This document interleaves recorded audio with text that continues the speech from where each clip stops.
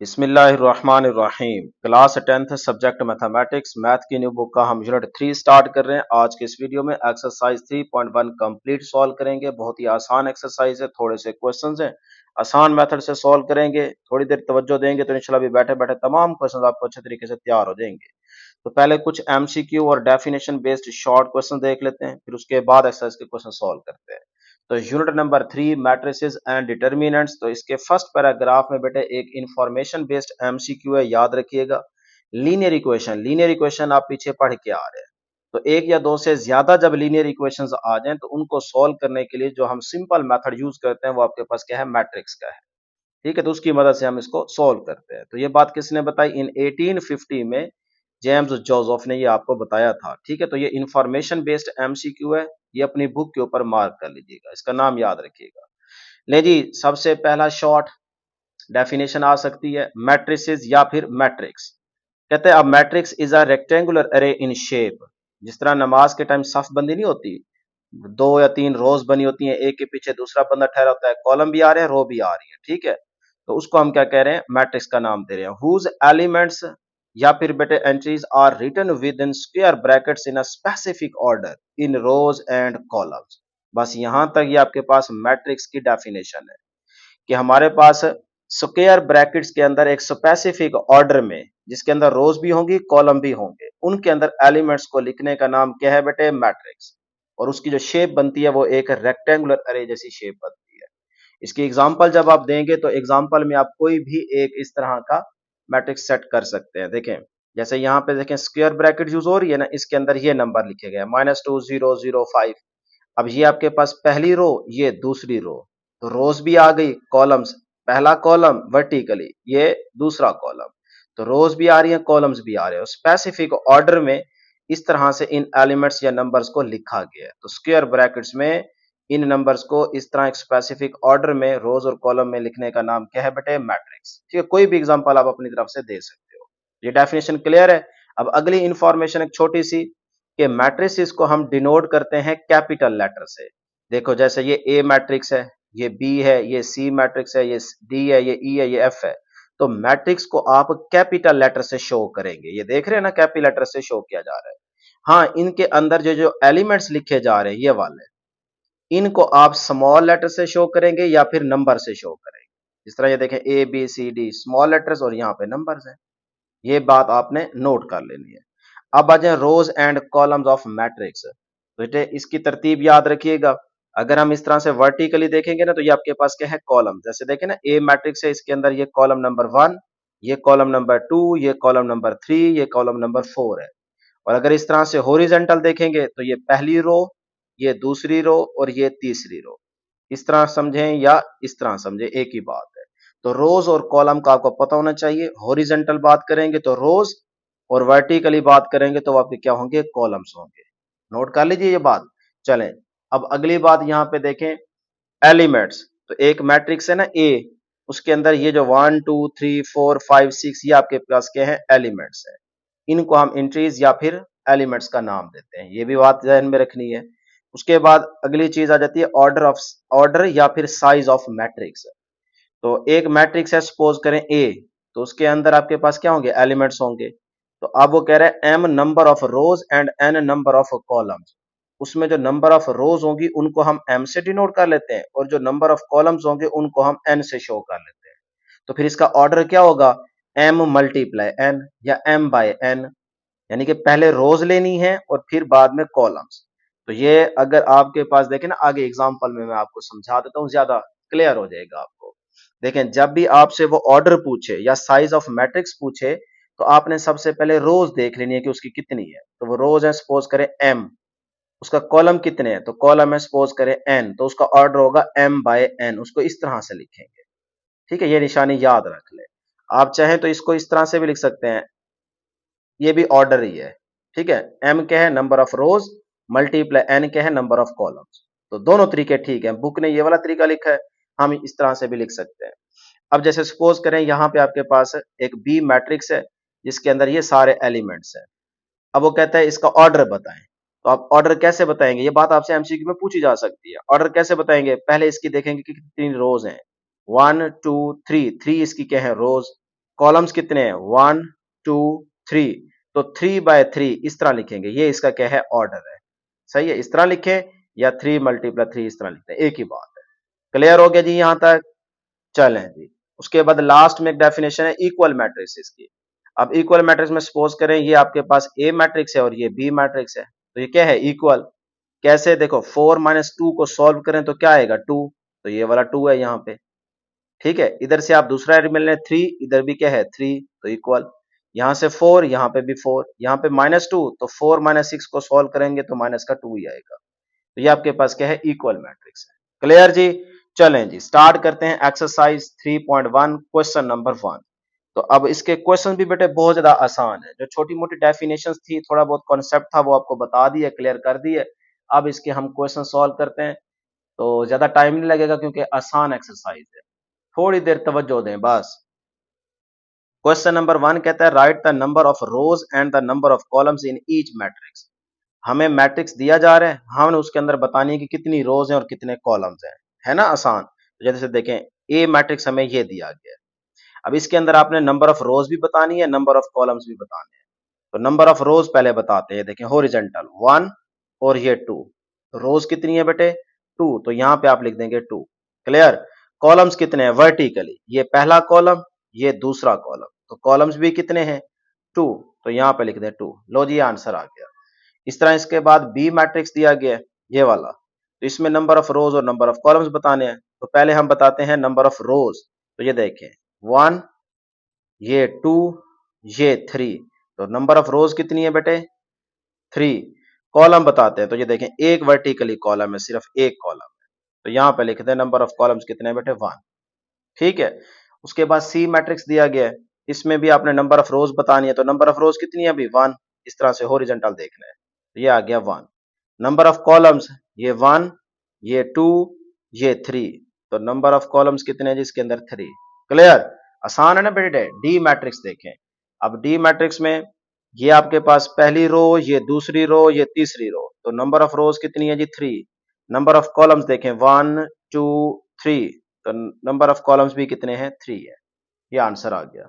उसके बाद question number 1 का ये लास्ट मैट्रिक्स दिया गया जी ई।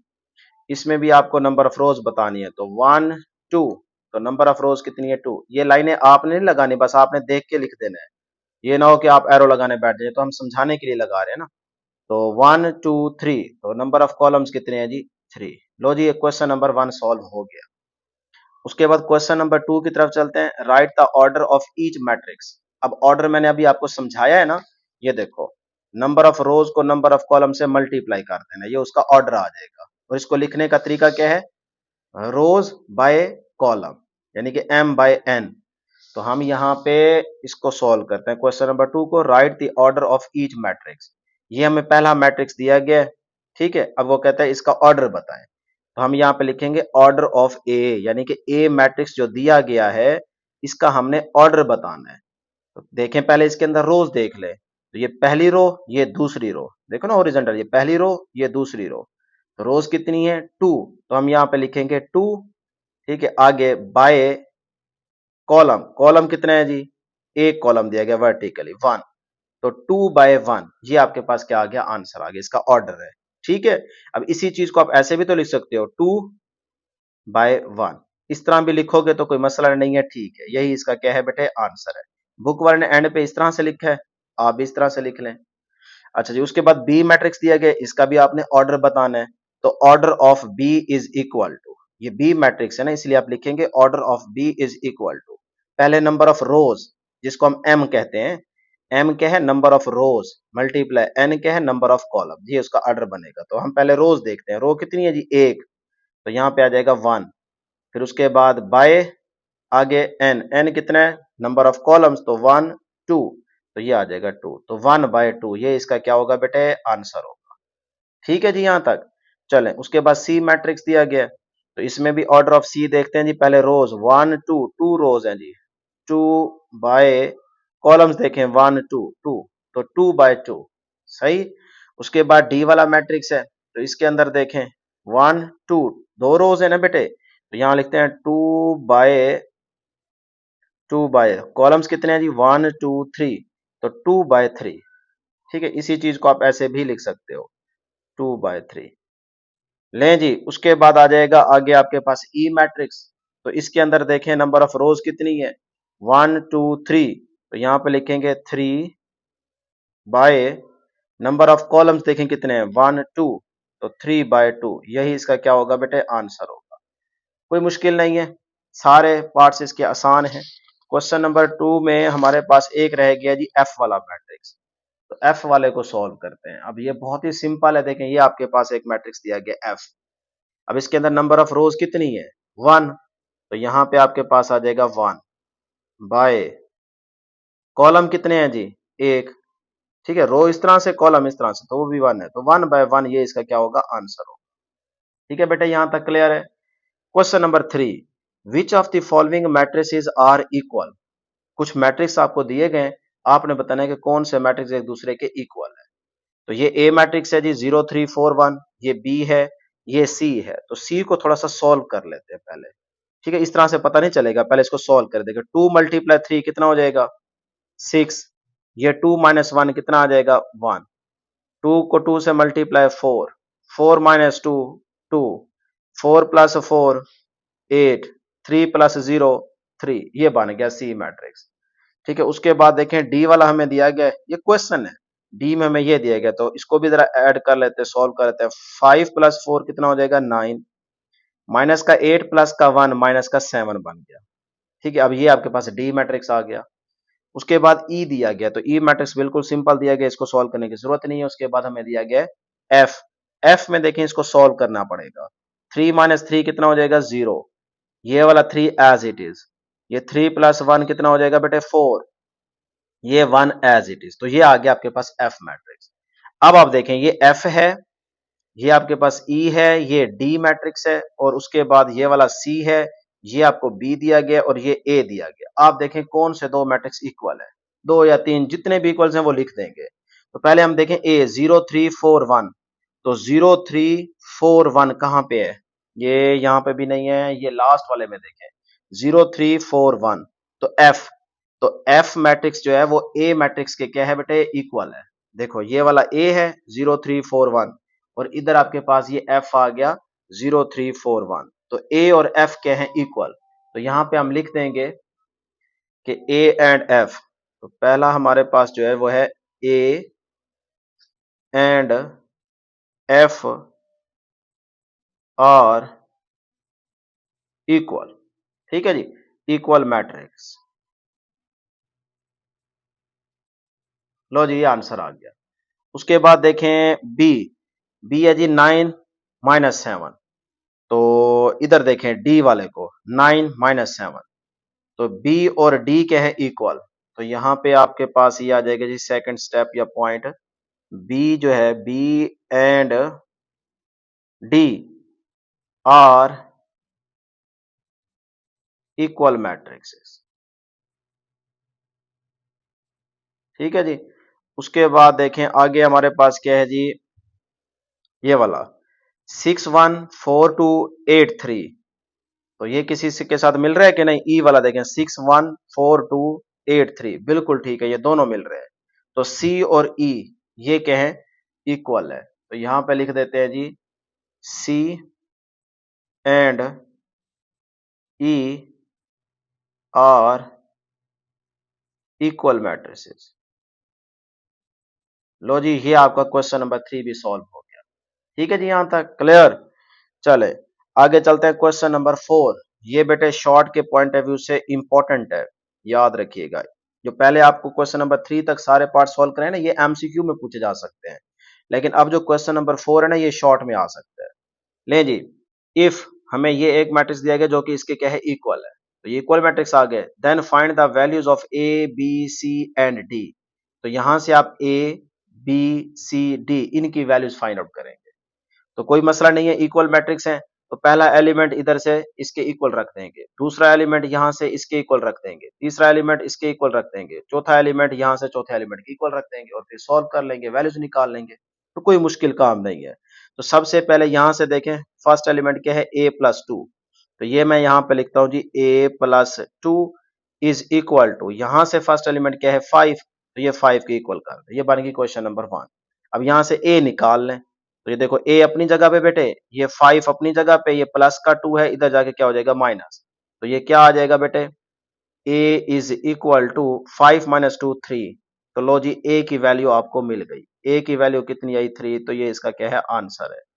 अब हमें यहाँ से बी चाहिए, तो देखें बी माइनस 1 इसको रखेंगे 6 के इक्वल, तो ये आ गया जी and B minus 1 is equal to 6।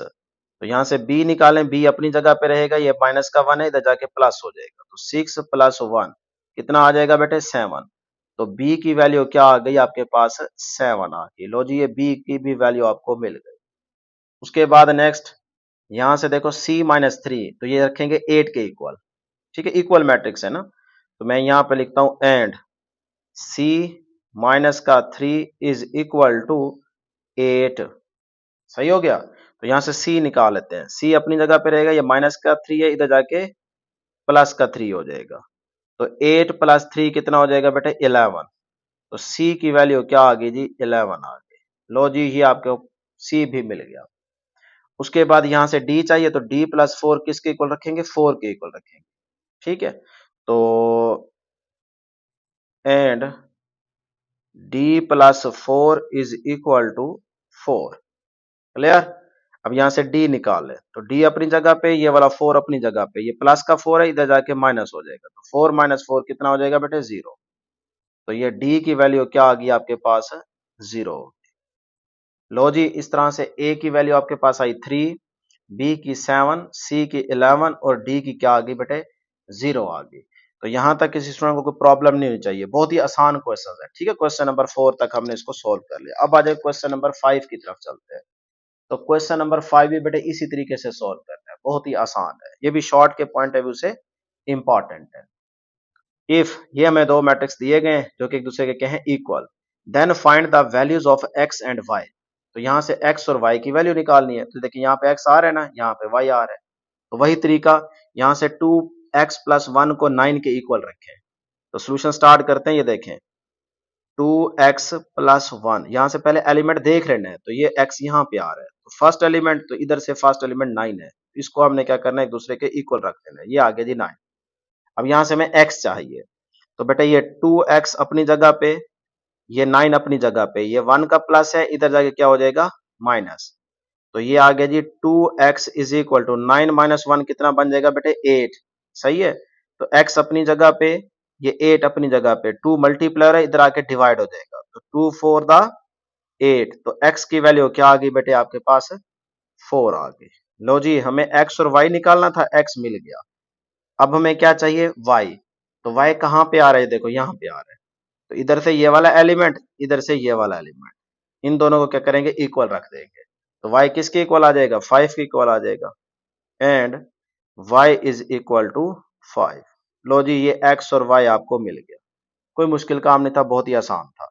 Question number 6 की तरफ चलते हैं जी। क्वेश्चन नंबर 6, इफ ये मैट्रिक्स अगर इसके इक्वल है, तो वो कहता है then find the values of a b c and d। तो a b c d की वैल्यू निकालनी है प्रीवियस पार्ट की तरह। तो ये देखें यहाँ से a प्लस b को किसके इक्वल रखेंगे 10 के इक्वल। तो a plus b is equal to 10। अब देखें ये बन गई इक्वेशन नंबर 1, क्योंकि यहाँ से ना तो a निकल सकता है ना b निकल सकता है, तो इसको मैं कह देता हूँ इक्वेशन नंबर 1, ठीक है। उसके बाद देखें इसको हम लेते हैं 3b प्लस 2, इसको रखते हैं 11 के इक्वल एंड ये 3b plus 2 is equal to 11। अब यहां से b निकल सकता है, तो ये देखें जी 3b अपनी जगह पे, ये 11 अपनी जगह पे, प्लस का 2 है, इधर जाके माइनस का 2 हो जाएगा। तो 3b is equal to 11 minus 2 बेटा कितना बन जाएगा 9। ठीक है यहाँ तक। तो b को अपनी जगह पे रहने दें, ये 9 अपनी जगह पे, 3 मल्टीप्लायर है, इधर जाके क्या हो जाएगा डिवाइड हो जाएगा। तो b आपको कितना मिल गया 3 3 आर 9। तो b की वैल्यू आ गई आपके पास 3। लो जी b तो हमें गया मिल। अब यही b की वैल्यू इक्वेशन नंबर 1 में पुट कर दें यहाँ पे। तो now this value of b put in equation 1, ठीक है। ये वैल्यू हम इक्वेशन 1 में पुट कर देते हैं। तो इक्वेशन 1 है a plus B is equal to 10। तो a प्लस बी की ये वाली वैल्यू पुट कर दो 3 इज इक्वल टू 10। सही है यहां तक? चले जी, तो यहां से a अपनी जगह पे, ये 10 अपनी जगह पे, 3 प्लस का इधर जाके क्या हो जाएगा, माइनस हो जाएगा। तो 10 माइनस 3 कितना आ जाएगा जी, 7। तो a की वैल्यू आपको मिल गई 7। लो जी, a भी आ गया, b भी आ गया। ठीक है, a आपके पास आया 7 और b आपके पास आया 3। अब हम आगे चलते हैं, आगे हम सॉल्व करते हैं जी। सी और डी को निकालना है ना, तो यहां से देखो बेटे, सी सी यहाँ पे आ रहा है, इधर से ये वाला एलिमेंट इसके इक्वल हो जाएगा, लास्ट एलिमेंट। तो सी तो आपको ऑटोमेटिकली मिल गया जी 4। लो जी, सी भी आ गया। अब देखें डी, डी आ रहा है यहाँ पे, तो 2d minus 1 is equal to 5 and 2d minus 1 is equal to 5। इसको 5 के इक्वल रखते हैं, सॉल्व करते हैं। 2d अपनी जगह पे रहेगा, ये 5 अपनी जगह पे, माइनस का 1 है, इधर जाके प्लस 1 हो जाएगा। तो 2d इज इक्वल टू 6 बन गया। ठीक है, अब यहां से देखें बेटे, d अपनी जगह पे रहेगा, ये 6 और ये 2 मल्टीप्लाई इधर जाके डिवाइड हो जाएगा, तो 2 3 था 6। तो d की वैल्यू कितनी आ गई बेटे, 3 आ गई। लो जी, ये आपके पास d भी आ गया।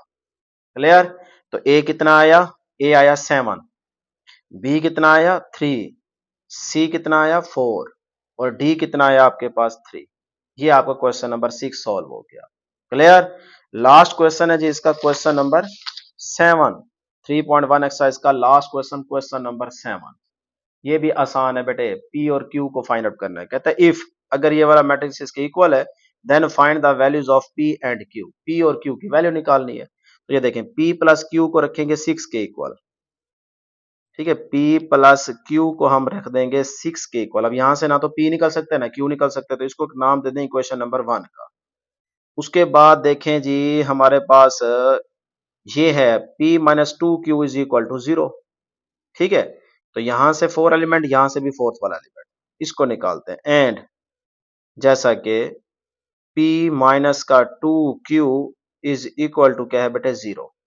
ठीक है, अब यहां से P निकाल लो, P इज इक्वल टू क्या बन जाएगा, 2Q, क्योंकि माइनस का 2Q इधर आके प्लस हो जाएगा, तो 0 में ऐड करेंगे तो वही चीज रहेगी, तो 2Q रहेगा। ये आपको P मिल गया। अब यही P की वैल्यू इक्वेशन नंबर 1 में पुट कर देंगे। सही है, तो नाउ या कह लें पुट इन इक्वेशन 1। ठीक है, this value of P put in equation 1। अच्छा जी, अब हम पुट करते हैं, ये है ना P, इस P की जगह हम लिखते हैं 2Q।